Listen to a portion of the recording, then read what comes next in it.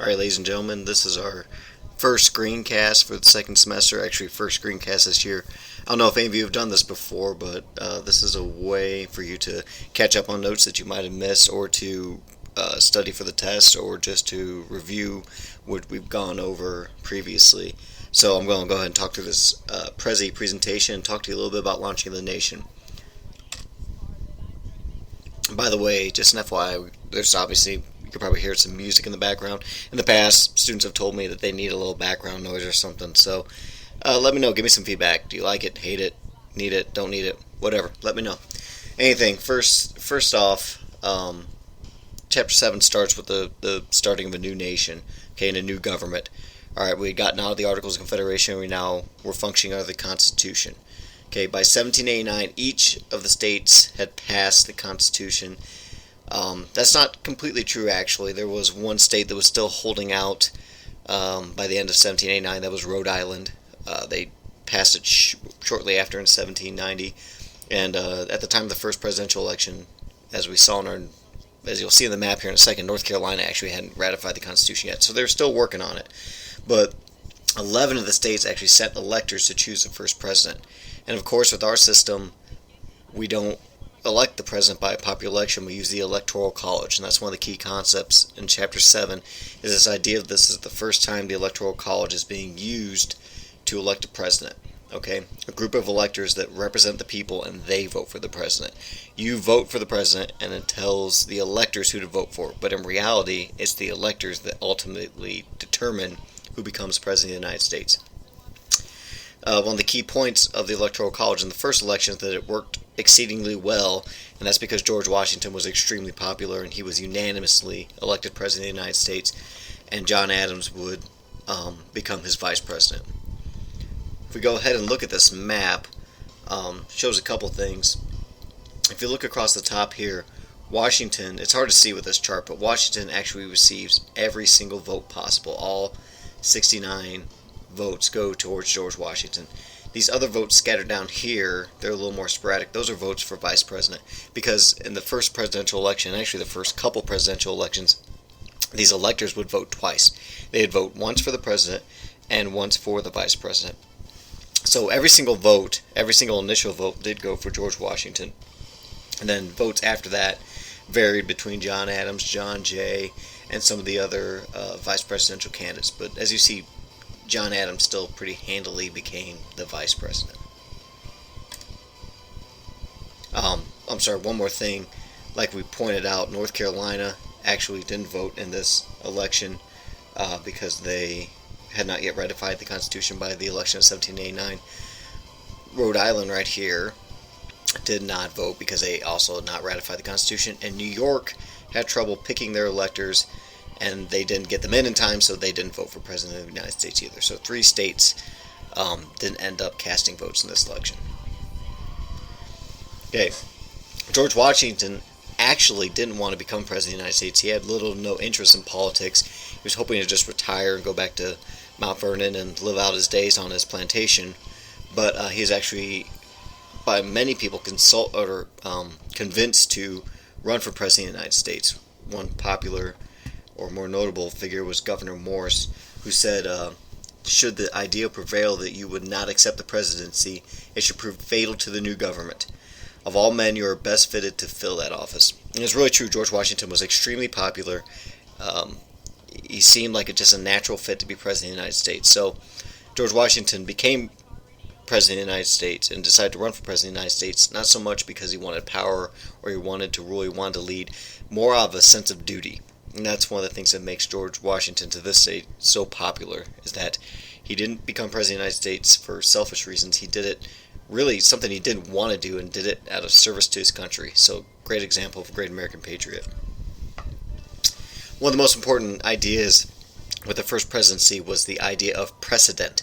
Okay, so whenever you're creating something new, you make a lot of the decisions for the first time. Okay, this Republican government, this representative democracy, was one of the first in the world. So there weren't a lot of examples to follow So every action that Washington, the Congress, the Supreme Court, everything they would make, it would set up this idea of a precedent, something to be an example to be followed in the future.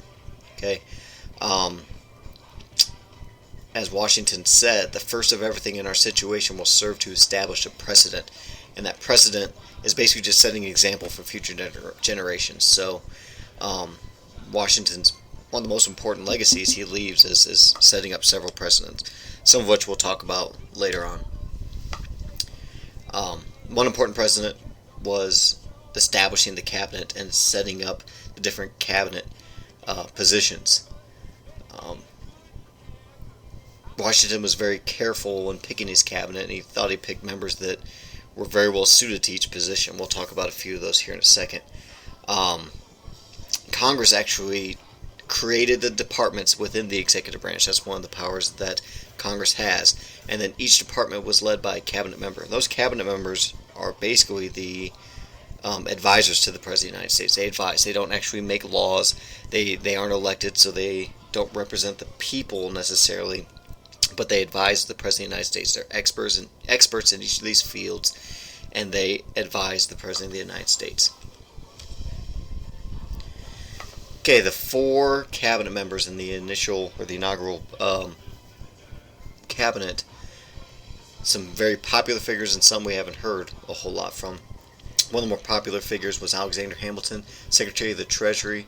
The Secretary of the Treasury dealt with all financial matters at that time. Alexander Hamilton was very, very educated in terms of, let's go to these individually, very well versed in financial matters, understood how a modern economy would work. We'll hear a lot more about Alexander Hamilton coming up in our next lecture. Thomas Jefferson, a name we're going to hear a whole lot over the next month. Secretary of State.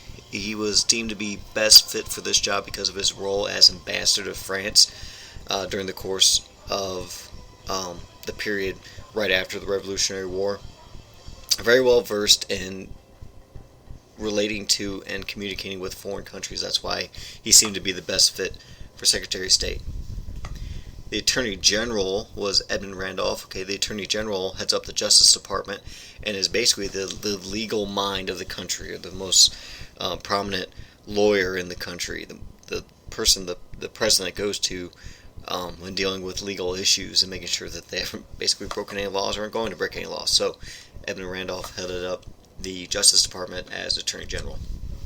And then last, the Secretary of War, which actually is not a position anymore. It's now called the Secretary of Defense. Henry Knox was kind of the military mind of the cabinet. Even though George Washington himself was a general, he obviously trusted Henry Knox as a Secretary of War as well. Okay, one of the most important laws passed early on by the first Congress and George Washington was the Judiciary Act of 1789. We're going to see this again in a couple lessons with Marbury versus Madison. That's one of the most important aspects of the Judiciary Act of 1789. But also we talk about it because the judicial branch is the branch of government that's probably most vague in the Constitution. Okay, so it was important that we pass a law that set up some of the aspects of the judicial branch. Okay, so it set up this federal court system and gave it some definitions, such as that it would have the Supreme Court originally would only have 6 justices or judges. That's since been changed to 9. There would be 13 district courts and 3 courts of appeal. So those 13 district courts, of course, probably one per state. They would hear cases, and then if those cases were to be appealed, they would go to one of the 3 appellate or appeals courts. Okay, define the power between state courts and the federal courts. Okay, because we see that a lot. There are cases at the state level that eventually go to the federal level, and then they're heard by federal judges, and eventually work their way up to the Supreme Court. It allowed for certain cases to be appealed from state courts to federal courts. That's part of that relationship that we see there. And then also stated that the president would nominate judges, and then they had to be approved by the Senate. So this right here is very important. This is one of the key ideas of separation of power and checks and balances. The idea that the president can nominate judges. Okay, they would not be elected. They would be nominated by the president, but then the Senate had to approve them. So we're separating the power there. And at the same time, it's that important idea of what we call the independent judiciary. The fact that judges are nominated prevents them from being tainted in any way by elections, by bribery, or by doing favors for people in order to be elected. Okay, that won't happen with judges. We sometimes worry about that with politicians, but we don't see it with judges because they are independent. They're nominated. They're not elected. Alright, last slide here. Good quote from George Washington kind of explaining the importance of the judicial branch. Okay, this quote reads, "I have always been persuaded that the stability and success of the national government would depend in a considerable degree on the interpretation and execution of its laws. In my opinion, therefore, it is important that the judiciary system should not only be independent in its operations, but as perfect as possible in its formation." So what George Washington is saying here is it's extremely important that we get the judicial branch right, because one of their most important duties is to interpret the law. Alright, therefore we need to set them up with the power to do so, and the ability to oversee these laws and interpret these laws and make sure that they are constitutional. Of course, it would be the executive branch to execute the laws, but he wasn't concerned about that. He's concerned about the Judiciary Act. That's why that Judiciary Act was such an important law to this early formation of our country. Alright, that's it for today. Hopefully you enjoyed this review. Hopefully it helps you preparing for the test.